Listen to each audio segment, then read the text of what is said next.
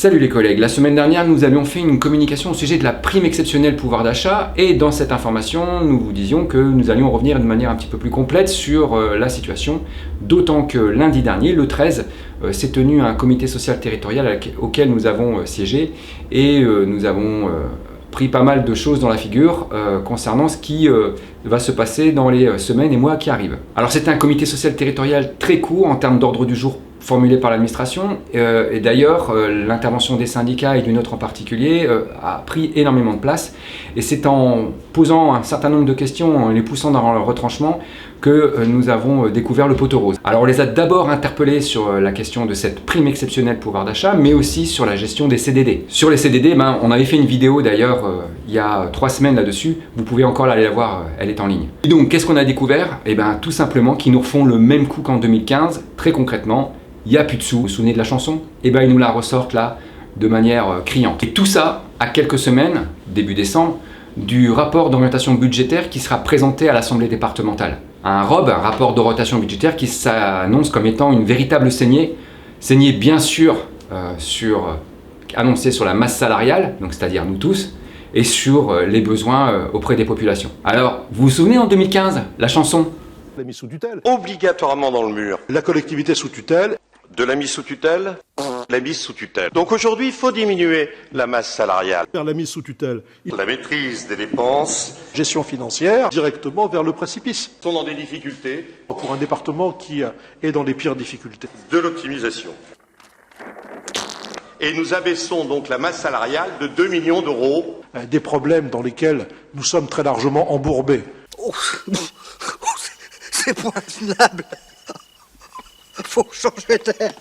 Scénario catastrophique qui, quasiment du jour au lendemain, s'est transformé à « nous avons sauvé le département ». Et là, rebelote, il leur manquerait 100 millions d'euros. Bis repetita. Donc vous imaginez bien que c'est l'argument facile pour eux pour dire que la prime exceptionnelle pouvoir d'achat qui aurait pu bénéficier à bon nombre de collègues qui ont des salaires très bas, que c'était Tintin quoi. Et donc, comme ils ont l'intention de faire une nouvelle saignée dans la masse salariale, ils vont toucher aux effectifs.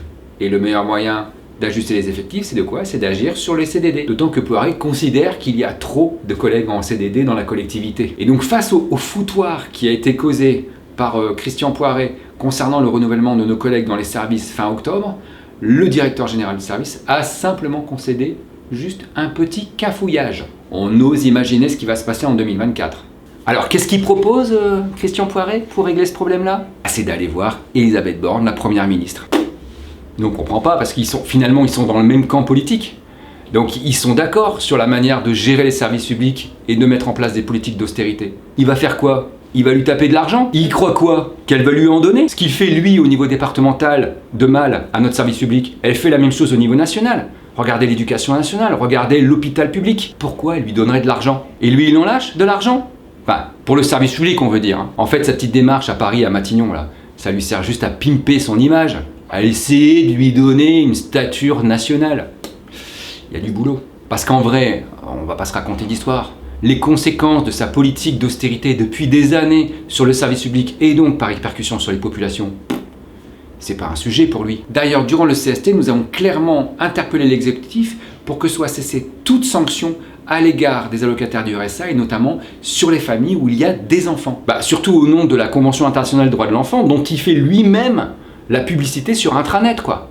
Le truc de dingue. Et tout ça aussi alors qu'il invite lors d'un comité de direction un économiste qui est un fervent défenseur du revenu inconditionnel de subsistance. Alors pour ce qui concerne justement notre exigence d'arrêter ces sanctions vis-à-vis des familles, la réponse vous la connaissez? C'est non, nous on n'a pas le choix, on applique la loi. Appliquer la loi, mais ça les dérange pas de l'enfreindre quand ils sanctionnent des bénéficiaires du RSA qui ont pourtant un contrat avec Pôle emploi. Et ouais, ça c'est interdit. Bon, vous l'avez compris, ces gens-là, ils ont encore décidé de faire de notre avenir et notamment de la prochaine année une année bien chaude pour les agents et pour les populations. Ils ont mis la main sur notre service public et ils en font ce qu'ils veulent. D'ailleurs, heureusement qu'il reste les jeux du cirque parce que ça permet au département d'investir dans les JO 2024 et dans le Tour de France 2025, vous l'avez entendu, ils l'ont déjà annoncé. Et ce que je souhaite, c'est que ce soit un moment où les nordistes puissent avoir leur ferveur. Pour ça, pas de problème d'argent.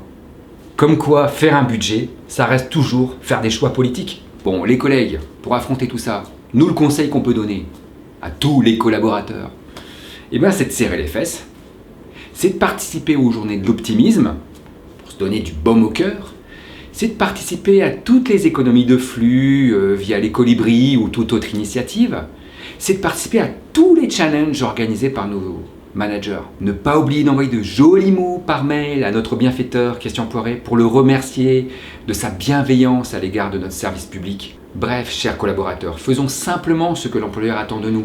Faisons preuve d'agilité et d'adaptation. Viens avec nous pour découvrir un autre monde. Fais de plaisir, ferme tes yeux, fais vite un vœu. On t'emmène sans attendre dans un pays merveilleux.